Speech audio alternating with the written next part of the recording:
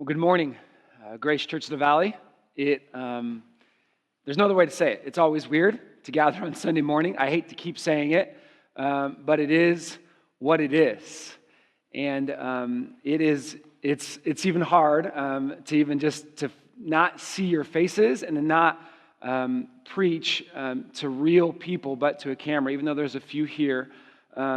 I just want to admit, even now, the moment, Scott has a lot to do every Sunday morning when he gets up here to preach, just to do it this way. But maybe it is fitting, and I'll hopefully get to this morning, that it's like this, because I think it's some of the point of what I want to look at this morning.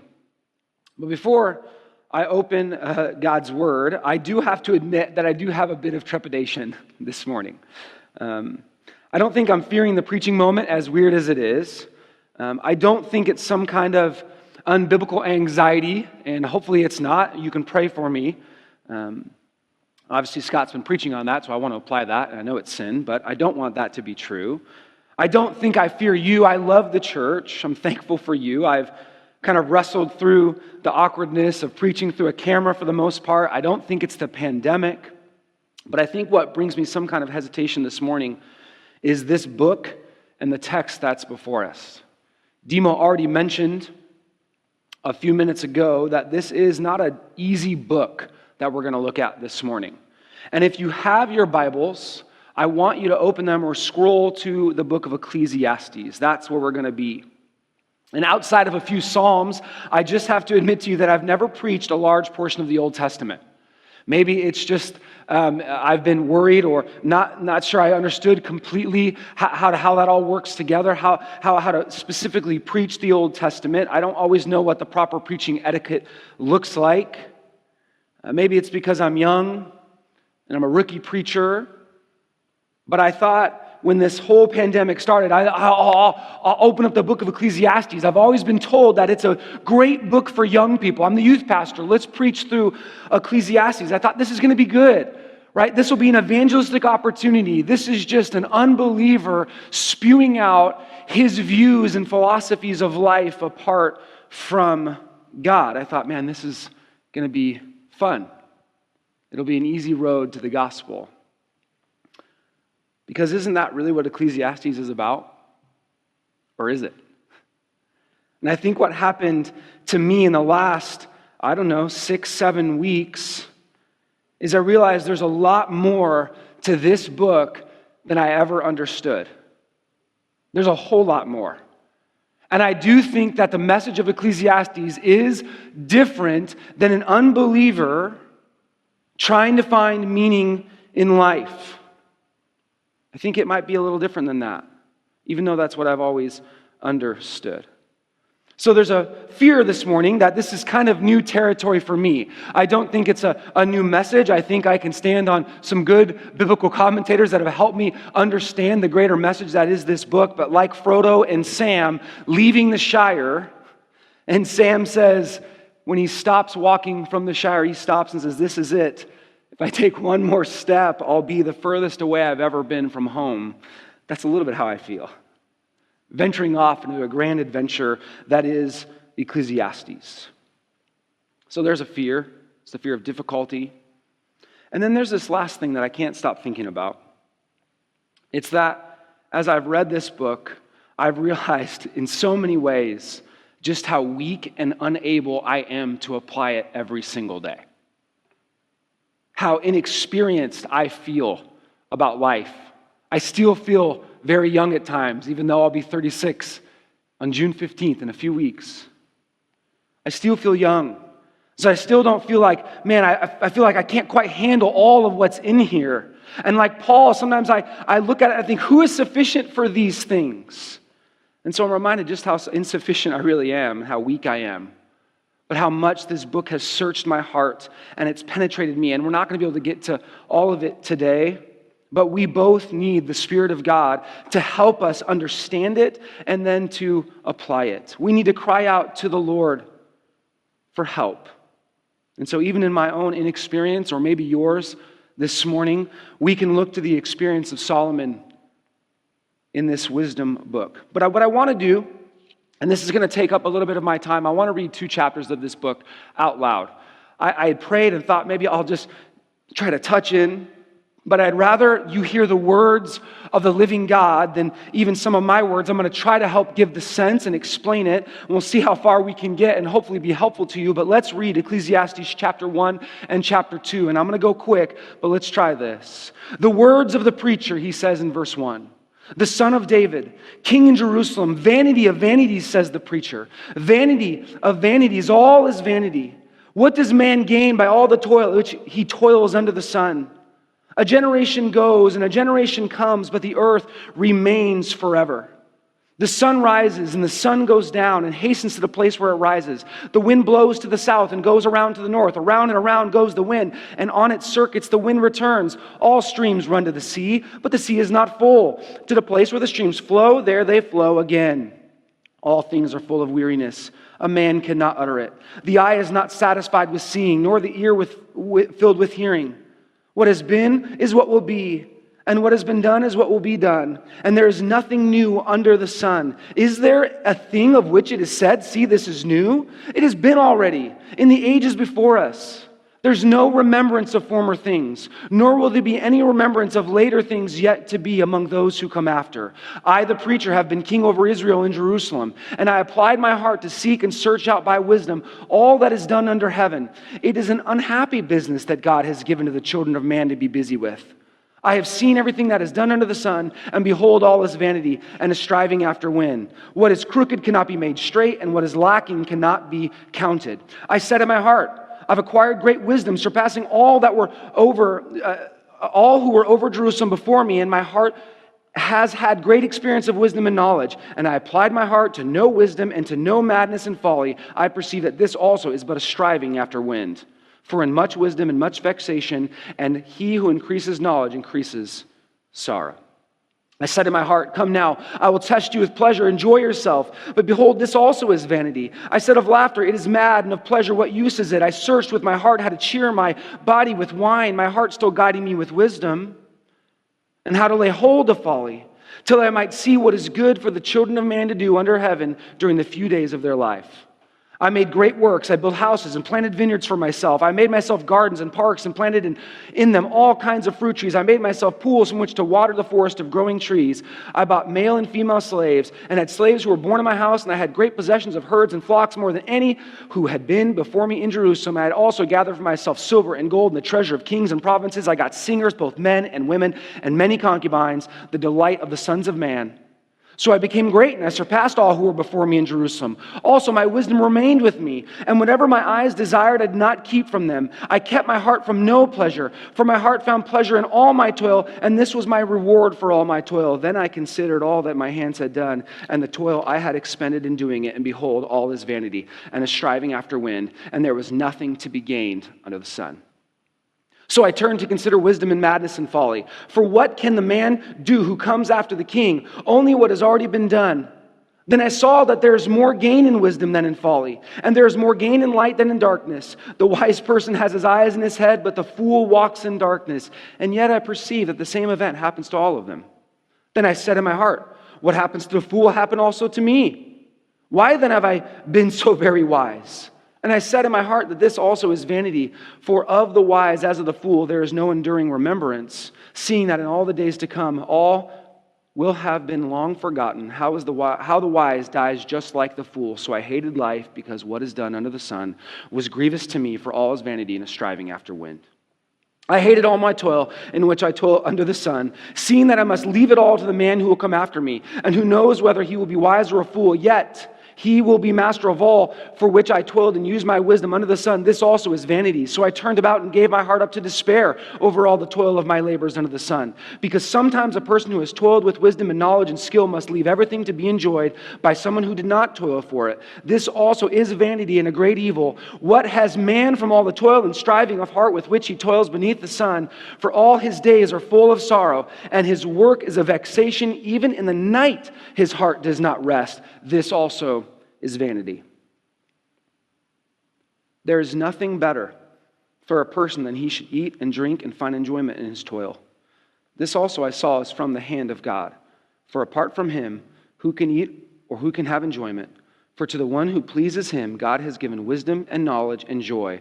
But to the sinner, he has given the business of gathering and collecting, only to give to one who pleases God. This also is vanity and a striving after wind.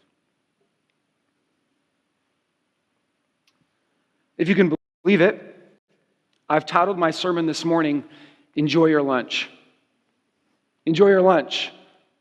Now that might not sound quite right based on the majority of what we just read, but that is what I think by the Word of God is saying to you today is enjoy your lunch.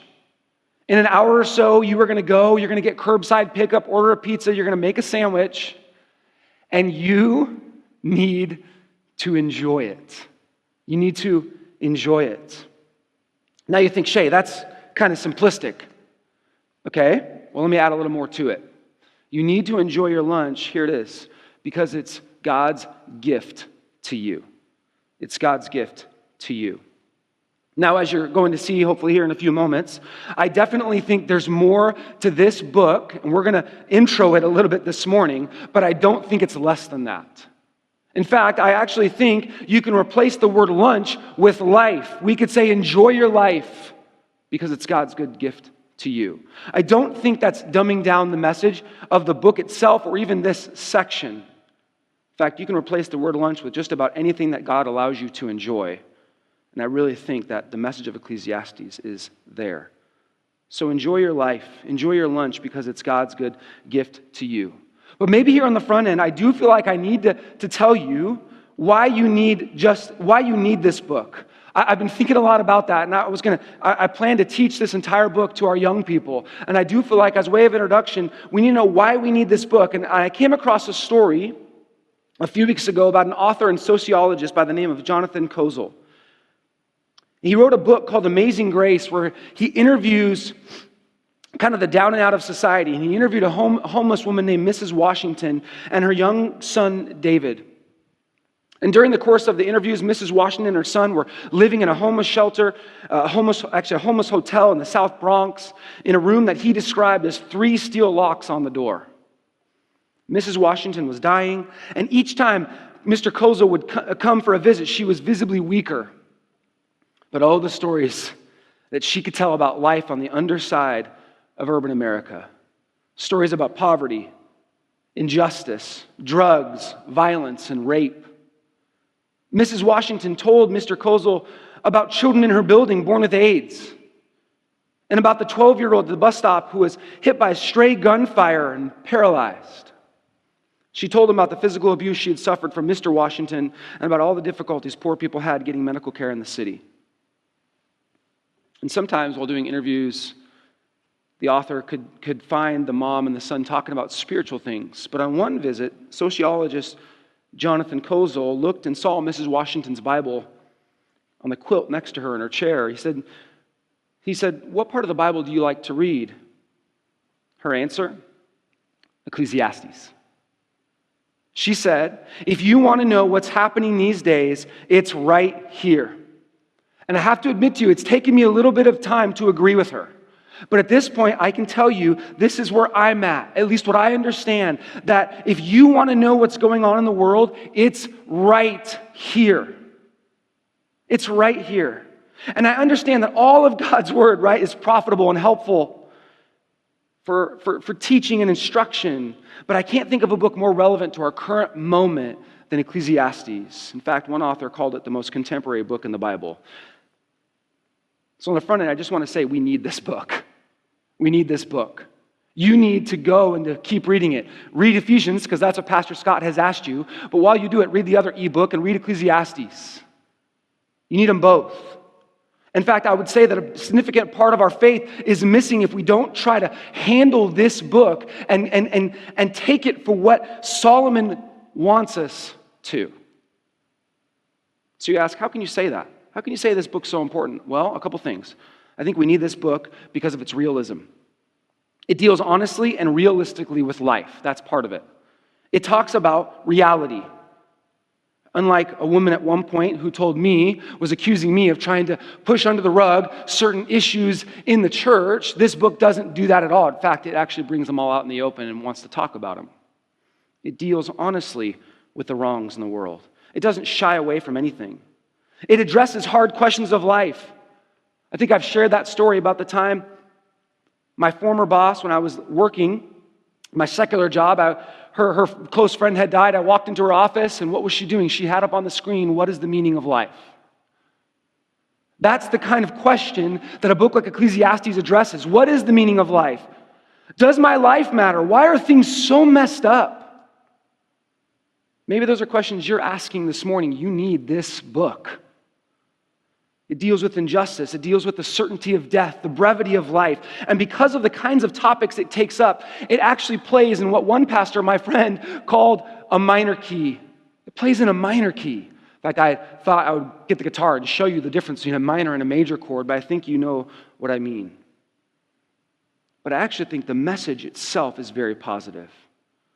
So my title, Enjoy Your Lunch, is a reminder to not despair. Stay with us. Stay with Solomon. Keep tracking with him. I think if you just cursory read this book, you'll miss the positive notes that it rings. And this is a wisdom book. We need this book because it's got wisdom.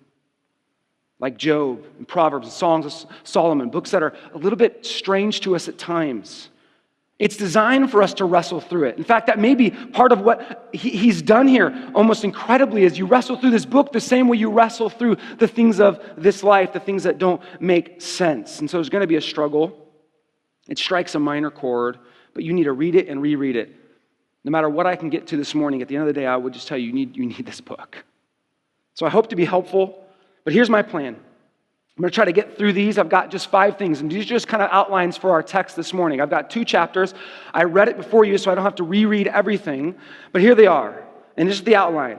It's the preacher, the problem, the pattern, the probing, and the point.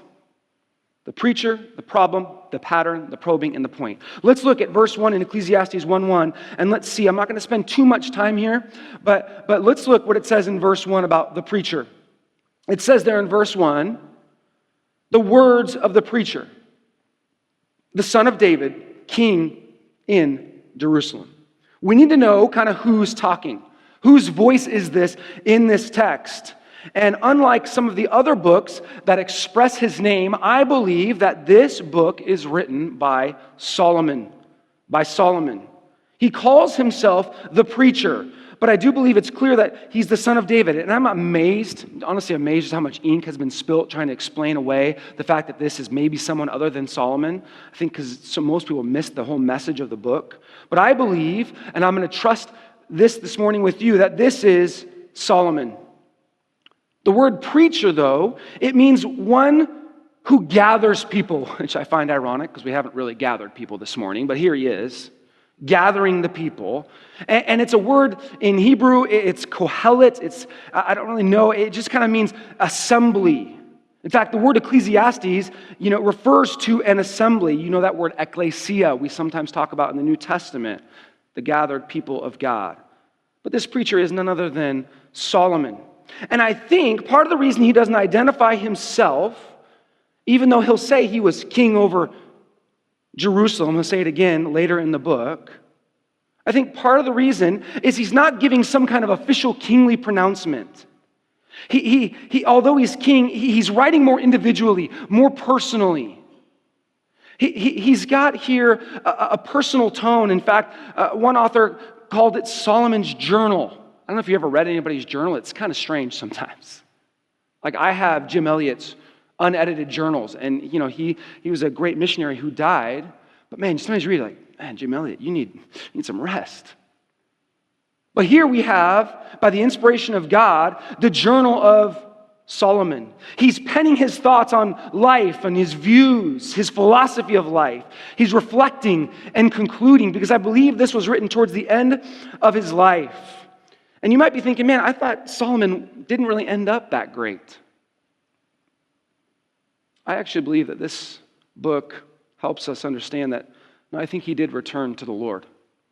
I think this is a Solomon who has repented and returned And although we don't have it exclusively in our Bibles, it does not mean that Solomon didn't have a late repentance in life. In fact, I do think there might be a hint of this in 2 Chronicles. In chapter 11, it says, those who set their hearts on seeking the Lord, the God of Israel, they walked in the way of David and Solomon. So I think one of the keys, even on the front end, is this is not a book written by an unbeliever. I actually think these are the words of a believer. And they are written for our edification, about his thoughts and his meaning, what he understands about meaning of life. In fact, I know this because at the very end of the book, in chapter 12, it says in verse 11 that these words are given by one shepherd. So there's a sense in which we even have the words of Christ this morning. They're one shepherd. Nowhere in this book does it say that Solomon had lost it. Sometimes I think we think that. But this book is profitable for reproof and correction and training in righteousness. And that takes us from the preacher, secondly, to the problem. And here it is. Here it is. It's going to take up the bulk of our time this morning. But look at verses 2 and 3. He says it this way. Vanity of vanities, says the preacher. Vanity of vanities, all is vanity. What does man gain by all the toil at which he toils under the sun? Vanity. All is vanity. You want to wake people up, walk up to the pulpit and preach that message. How can you make that kind of declaration?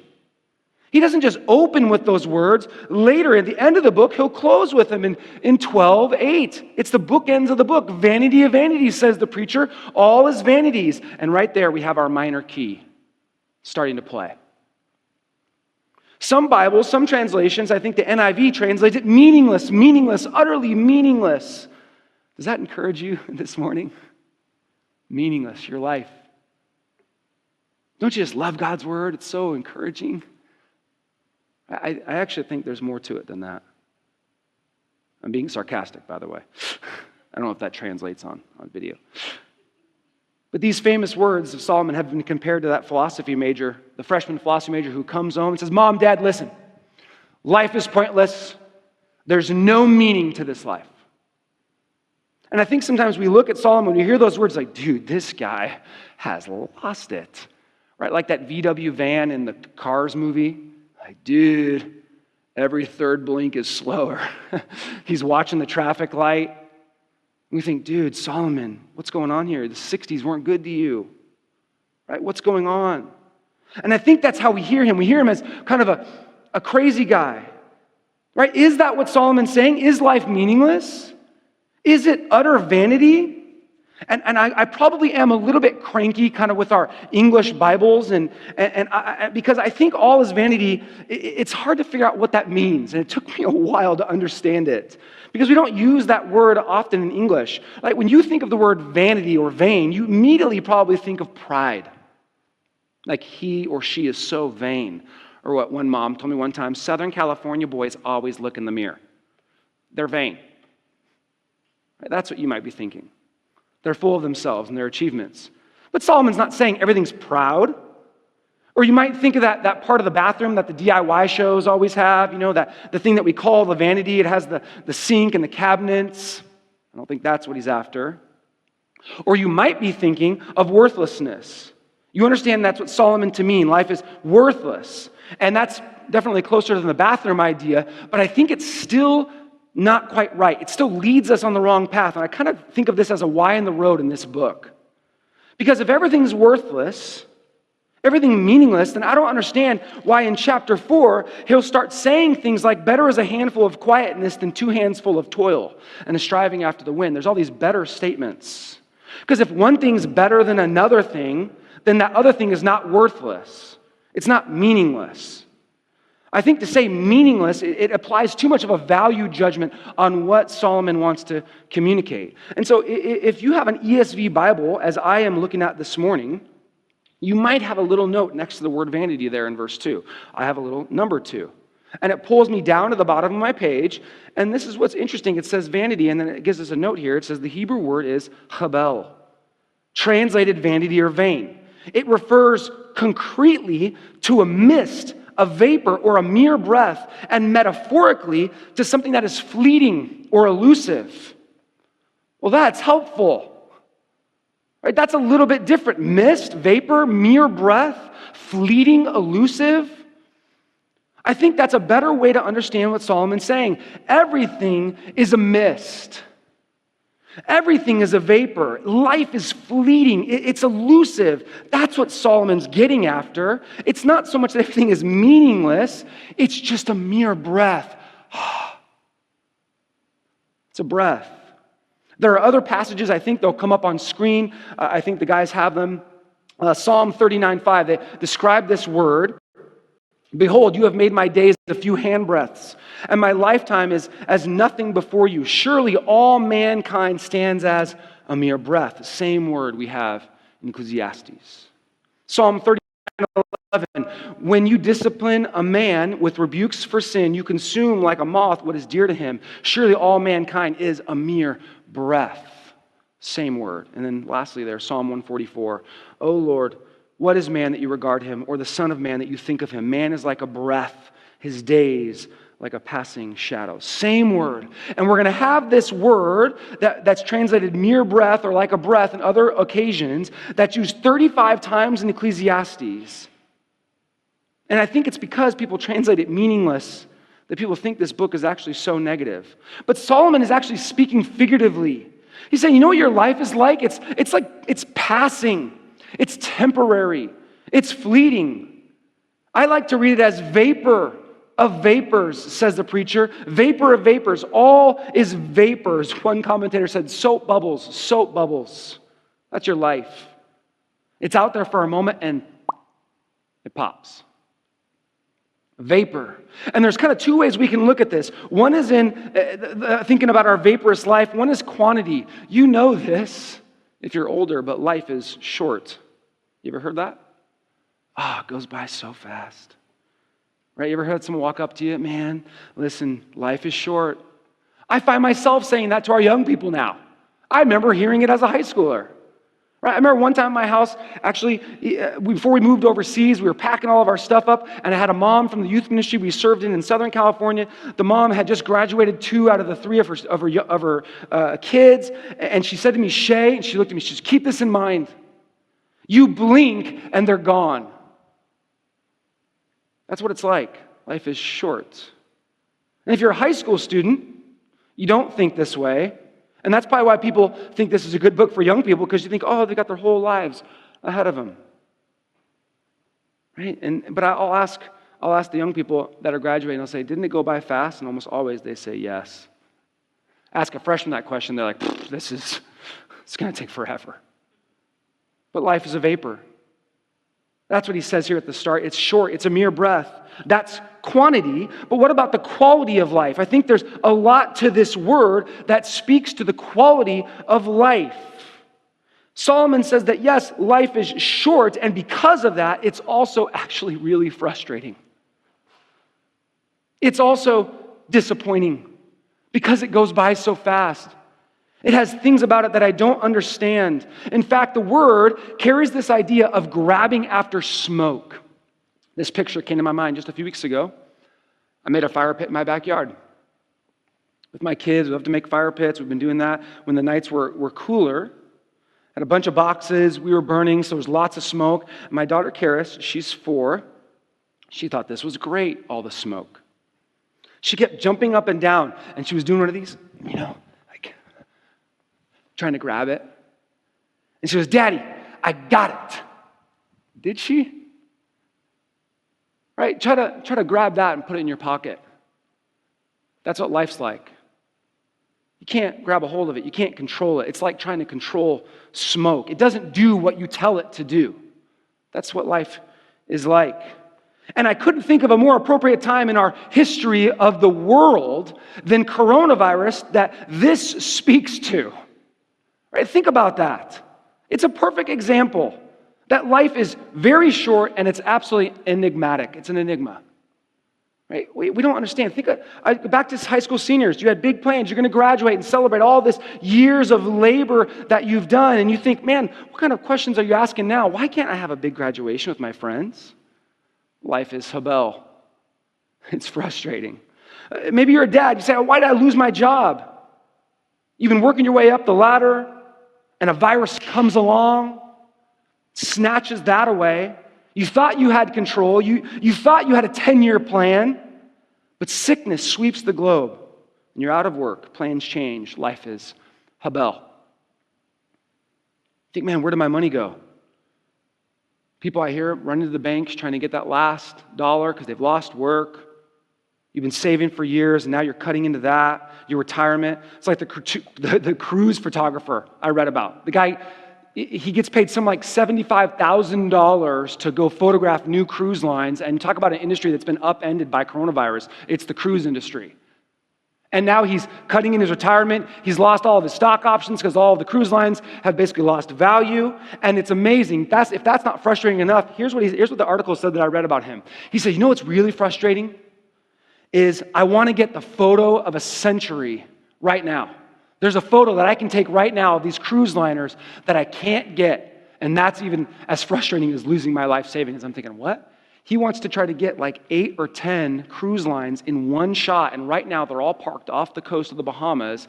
And he's only ever in his lifetime of 30 years photographing been able to get 3 in a shot. One time he tried to get 4 and they couldn't get the schedules. And now there's like 8 to 10 sitting at harbor. Life is like that. It's frustrating. It's a vapor. And why is it that every time I preach in the pulpit at GCV, I have to share a story about how I lost my wedding ring? I had a story a couple times ago when I preached where I lost my wedding ring. I found it again. But just the other day, I took my family. Some of you guys are trying to zoom in right now to try to see if it's here. I'll let you sit in suspense for a second. I went to the beach with my family thinking, I'll try to get away, get a couple days away with my family during all this craziness. I told Bethany I was going to head down to the beach from the place we were staying. She stayed up in the house with our youngest. And so I grabbed a plastic bag to put her phone in because we had switched phones. She needed my phone for the internet. We had switched phones, so I handed her my phone. She gave me her phone. I put it in a plastic bag, and I got down all the way down to the beach with my 3 oldest kids. And I put my wedding ring, I took it off and put it in the same plastic bag with the phone because when I get down to the beach, my hands are usually cold, and for some reason, and I will show you that I have it here, but it just comes off. I've had it resized. I don't know what's going on. Maybe my hand's shrinking. I'm not sure. So we play. I play with my oldest 3 kids. Hour goes by. My wife comes down.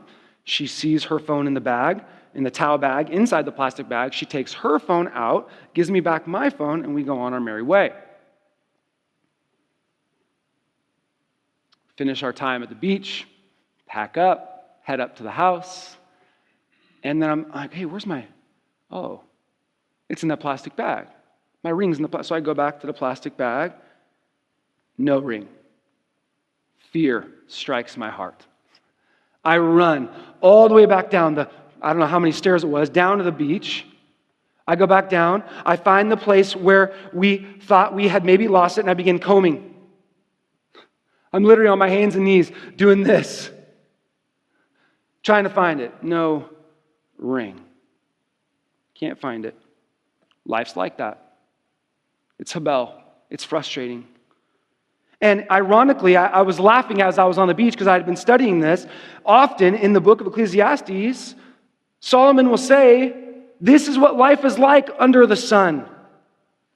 Under the sun. It's an absolute enigma. It's vexing. It's frustrating. It's not the description of life for an unbeliever. It happens to believers too. You had frustrating experiences? Sure. Life under the sun is just that. It's life under the sun. It's whether you have faith in God or you don't. That's just how life is. And so this was not lost on me. Even when we try to keep our wedding rings from getting lost in the cold ocean, it gets lost in the hot sand. What do you do? And so there I was, literally under the sun, on the beach, like a kid playing in sand, looking for this token of affection that my wife had given me on our wedding day. So I prayed and I prayed. 30 minutes goes by, 45 minutes goes by, nothing. And then I had this thought, maybe I'll get a metal detector. I'm looking around the beach, like I'm like looking for a medic. Like, I need someone with a metal detector. Can't find it. Jump on my phone. I'm gonna go buy one. So that's what I do. I go and buy one. At the last second, I ordered the 2 9-volt batteries that it told me to buy because I can't go into the store because of coronavirus. I can't go in. I've got to now buy it online and do curbside pickup. Great.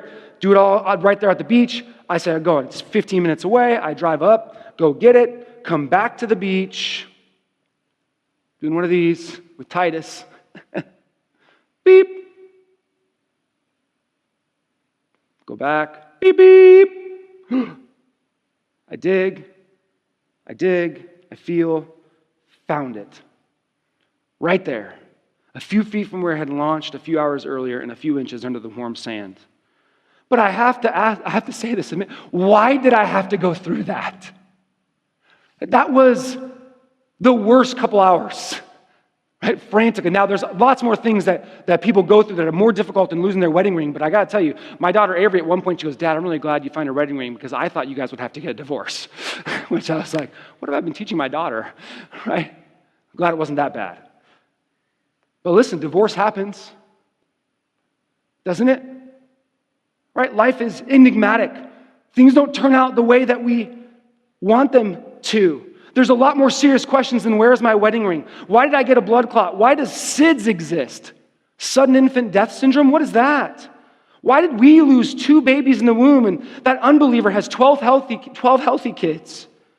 Why does my kid have special needs? Why do I feel sad all the time? Why can't we open the church back up? Why is the government the way it is? Why did my 2 friends get cancer this year? Why do I seem to hit every single red light on the way to work? Why? You ever ask those questions? You ever wonder about them? The wisest man to ever live, Solomon says, because that's the way it is. It's Habel. Life is short and it's utterly frustrating. He says it is in our English text, vanity of vanities. It's the vapor of vapors. It's a vanishing vapor. Like Lord of Lords, King of Kings, it's the ultimate. So is life. It's the ultimate vapor. It's not meaningless. It's just that sometimes meaning escapes our understanding. It's vexing. It's not something that we can control, though we try. So a lot more I can say about that. But in verse 3, he asked that question, what does man gain? What does man gain by all the toil at which he toils under the sun? That is a very ultimate question. That's a heart-probing question for you and for me.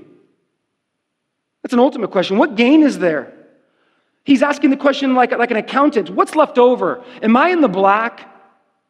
What are my profits? What gain is there under the sun? And he'll take all of Ecclesiastes to answer that question. But let me show you what he does as tests to answer that question. He begins to answer it here. And let's look at this. It actually starts, I'm not going to read all of it, but basically 4 through 11. It takes us to the third thing, from the problem to the pattern. The pattern. Verses 4 through 11, Solomon here is describing the patterns he sees in the world to answer that question. Verse 4, he says, generation comes, generation goes. Everything goes round and round. Earth remains forever. Verses 5 and 6, sun rises, sun sets, wind blows, it goes round and round. Verse 7, streams just keep running, but the sea never fills up. Water just keeps coming and going. Verse 8, it's weariness. Right? The eye isn't even satisfied with anything, nor the ear with anything. And in verse 9, he has this statement, what has been is what will be, and what has been done is what will be done. And there is nothing new under the sun. You say, oh, Solomon, wait a second, I know something new. The novel coronavirus. Gotcha. New. He says, really? He sits back in his recliner, says, really? New? You've never had sickness before? There's nothing new. You say, well, wait a second, I've got an iPhone. And he says, okay, what about it? What does it do? He said, well, it's a great way for us to communicate, and it's fast. And he says, oh, really? Communication? That's not new. Oh, sure, yours is a little faster. But, I used to send my letters via Dove. I don't know. Just because it's faster doesn't make it new. Verse 10, it's already been. It's already been. There's nothing new. He's not trying to be exhaustive. He's just simply pointing out that in this cycle of life, this pattern, we always want something new to break the cycle, but it never can. We try to distract ourselves with all kinds of things, but it never quite satisfies. We're never satisfied. We always want something more. And he's trying to answer that question, what gain is there? You're starting to see his answer. What gain?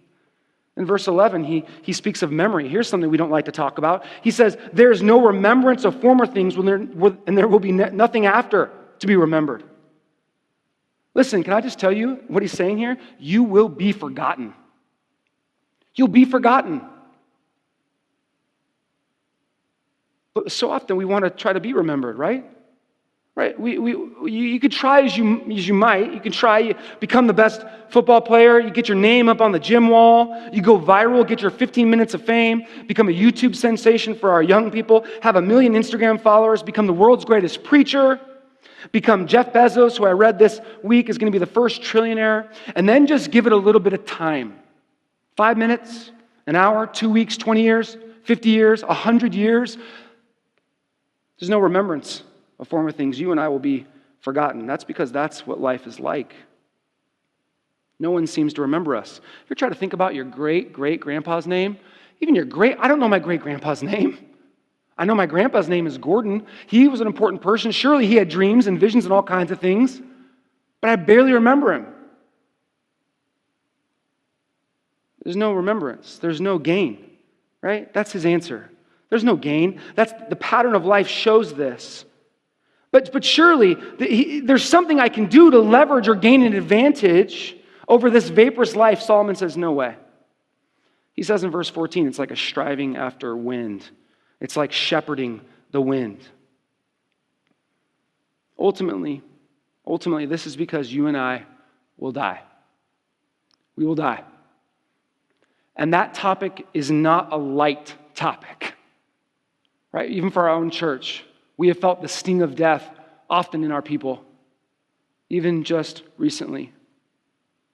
But listen, there's a quote here I have from his book, Remember Death. It's an entire book on death. Matthew McCullough says that Ecclesiastes fits within this wisdom literature as a powerful warning. He says this, even if you manage your life well, even if you take all the right opportunities and reach all your goals, what you end up with is never enough. Why is there no gain? Because you die. You die. Death is actually a topic he'll take up often in this book. You're not remembered because you die. It's the great equalizer. It's why I love taking our young people up to the ice rink and let them play broom ball where they have to stand on the ice with nothing to traction their shoes. They don't have skates on, they just have their shoes. Everybody falls down. It's the great equalizer. No one's good at broom ball. But in life, you can't get past the fact that everybody will die, which is why I jokingly said in my study that Benjamin Franklin was wrong. He's commonly attributed to that quote, 2 things are certain, death and taxes. No, I think you can probably get around the taxes. You can't get around death. You can't get around it. That's the pattern. It comes and it goes. And if you think this is just Solomon, if you think this is just him being crazy, Paul said something very similar about the world in Romans 8:20. Maybe you missed this. He says this, for the creation was subjected to futility. Futility, not willingly, but because of him who subjected it. That word futility is the same exact Greek translation of our word here, habel. Creation is like that. That's just how it is. It's a vapor. It's just monotonous, is what he says. It doesn't matter if you know Christ or don't, right? And so you think, okay, Solomon, I get you. I hear you. Surely there's a way. Surely there's a way around this futility, this vanity, this vapor. And Solomon says, yeah, I know I tried a bunch of things, and I don't have time to get into them, but they basically run. This takes us to our 4th point. He has these tests I'm calling the probing. It runs from basically 1 verse 12 all the way to 2:23. And he has these 3 tests, and I'm just going to give them to you in rapid fire. The first test is one of wisdom. He says, does wisdom profit? Does wisdom give me gain? Solomon's answer in chapter 2 is essentially that it's better than folly. But then he comes to that conclusion. Both the fool and the wise will still die. So wisdom, no gain. Here's why. Because you can't use wisdom to gain in this life. You can't use wisdom to control it. It's still like grabbing smoke. Wisdom won't do that in and of itself. It's not how it works. Ultimately, no gain on the play, no yards, back to the line of scrimmage. Second thing he tries, pleasure. Runs through basically the first part of chapter 2. He says, I'll try pleasure. Surely there's gain in pleasure. For Solomon, this means living it up, taking in the local comedians, drinking it up, buying property, building property, farming, servants, slaves, animals, stuff, and lots of stuff, money. He tries all those things. And he says in verse 9 of chapter 2 that he did that while his wisdom remained with him. I think that's an important verse. He didn't do this, he didn't test these things without his wisdom guiding him. And he ends up in verse 11. He says there's nothing to be gained in pleasure. Nothing to gain there. No yards on the play, back to the line of scrimmage. No gain. Third thing he tests, he says work. I'll just put my hand to the plow. Solomon calls it toil. He says I can't, there's not enough stuff, and I can't be wise. But what about work? Answer: firm no. Why? He'll say it in verse 18, because you end up leaving all your stuff to somebody else. Right? You die. And that other person that you leave it to, they might not be as wise as you were, and they might waste it. Even for Solomon, work was a vapor. You come, you work, you die, leave it for somebody else. Third down, thunder, can't convert the play, no gain. Should we punt? Do we punt? Maybe that's what you're thinking. You say, Shay, I thought this book was positive. Right? This is bleak. This guy's a fatalist. He's tried it all. And you have to read that to really get the sense of everything that I'm saying. You might even be thinking, why go on living? Right? Shouldn't we, as some philosophers who've read this book, shouldn't we just say, listen, let's just all commit suicide and leave behind this horrible situation that we're in?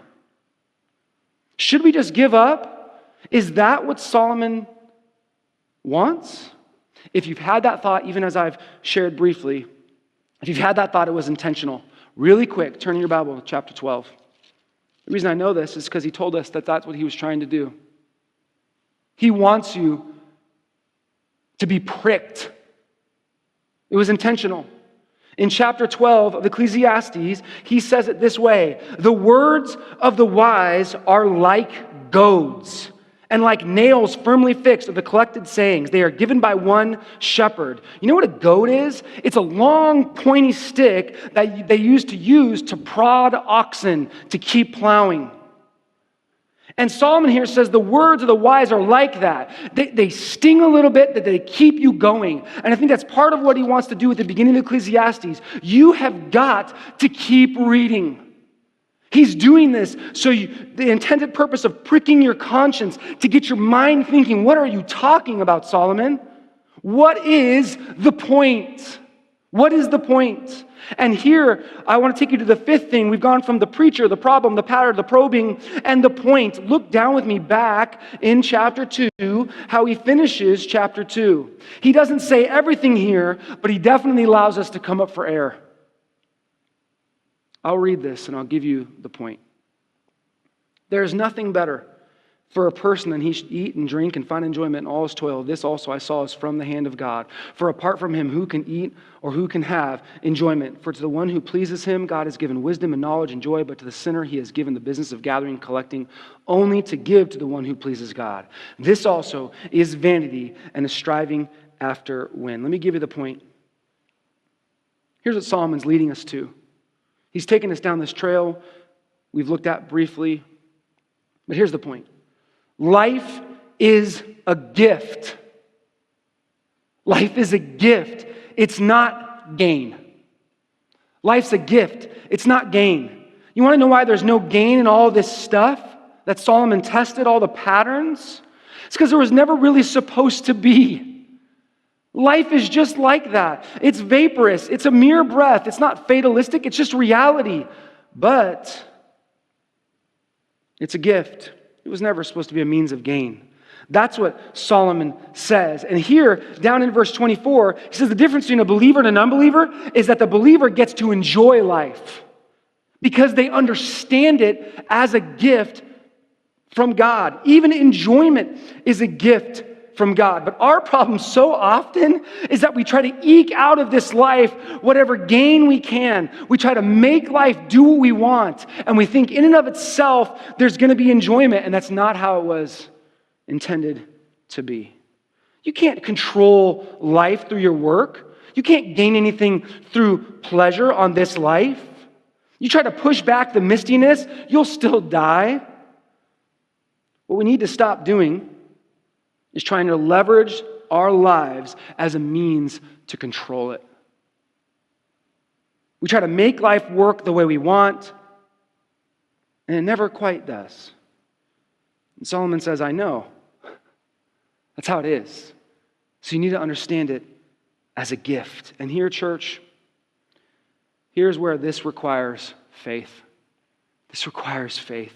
You have to trust God. You have to rely on who God is and that He's in control. He's in the control tower. We're in the airplane. Right? We're stuck on the runway sometimes. That's life. We don't get tours of the control tower. That's how it is. We don't get to do that. So it doesn't mean despair. No. You don't give up on life. No. Faith says move forward into it, knowing what Solomon knows, that it's vaporous, it's vexing, it's an enigma, it goes by fast. And then enjoy it. Enjoy it. Work's not going to satisfy. Pleasure's not going to satisfy. You can't control it. You need faith to believe that God has it under control and that it's a gift. You don't know what tomorrow holds. You don't have to know. You don't have to know. Are you in a frustrating situation, trying to control life by all kinds of things? You're frustrated because things don't work out the way you wanted them to? Listen, you don't have to figure it out all the time. If you're a Christian, if you know Christ, then you know the one who has it all figured out. Right? You know Him. I feel like sometimes we try to be like Fix-It Felix, another Disney movie. Everything he touches, he tries to fix. You don't have to do that. That's actually what sinners do. That's what he says in verse 26. They just keep going and gathering and collecting, trying to make something of this vapor. And that's like herding cats. That's essentially what Solomon says. Striving after wind. And actually, in verse 26, he even says that eventually all the unbelievers, they're going to give all their stuff to the believers. So, it's amazing. But that's life. Is your life messy? Okay. My life has messy things too. Right? You have frustrating kids. My kids frustrate me at times. Right? You have to enjoy them. God is in the control tower. Right? And at times, life is more like this, like the book I read to my son in his bed last night, and I'm kind of starting to land the plane here, but life is more like the book, We're Going on a Bear Hunt, than we think. Right? We're going on a bear hunt. We're going to catch a big one. What a beautiful day. We're not scared. Oh no. And insert any hard situation. In the book, it says mud. Oh no, mud. Can't go over it. We can't go under it. We've got to go right through it. That's how life is. That's what God may be calling you to do this morning. You want to go through something, you need to trust Him. You're going through something hard you don't understand, it's okay. You don't have to understand everything. Listen, Job didn't understand everything that happened to him, same way Solomon didn't have it all figured out. That's why I love this quote from N.D. Wilson. He says, Solomon, the richest, wisest, and most thoroughly married man in history, said that our lives are but vapor, that our days are full of sorrow, and that while greater knowledge is a greater burden, we should still get wisdom. We should grow knowing that our burden will grow with us. And then he says this, in Ecclesiastes, Solomon faces the whirlwind. Where Job stood in loss, Solomon stands in plenty. Both stare at the tininess of man, at the tininess of troubled man, and both face the massiveness of the transcendent artist. We need our lives the way that is described for Job and Solomon. Look at the incredible, all-powerful, all-knowing God, that He has it all under control when this life is so enigmatic and vexing we don't understand. And if you're an unbeliever and you're hearing that, your life will continue to frustrate you. And the sad part is you won't have enjoyment. That's exclusive. That's exclusive for those who know Christ. You need to come to Christ. Put your faith and trust in Him. If you're a believer, you need to hear these passages. They're going to come up on the screen. Ecclesiastes 3 says it the exact same way. I perceive that there is nothing better for them than be joyful and to do good as long as they live. Also, everyone should eat and drink and take pleasure in all his toil. This is God's gift to man. Ecclesiastes 5:18, behold, what I have seen to be good and fitting is to eat and drink and find enjoyment in all the toil which one toils under the sun the few days of his life that God has given him, for this is his lot. Ecclesiastes 8:18, and I commend joy. For man has nothing better under the sun but to eat and drink and be joyful. For this will go with him in his toil through the days of his life that God has given him under the sun. Aren't you encouraged by that? That is a way to look at life that makes sense when life doesn't. Be joyful. Enjoy your kids. They're a gift from the hand of God. Enjoy your wife. She's a gift from God. Enjoy your work. It is a gift from God. Solomon addresses this. Enjoy your toys. They're a gift from God. Enjoy your wisdom. It's a gift. It's not a means of gain, but it's from God. Gift from God. And today, right now, go enjoy your lunch. It's not less than that. It's not less. Eat and drink and be joyful. It's a gift from God.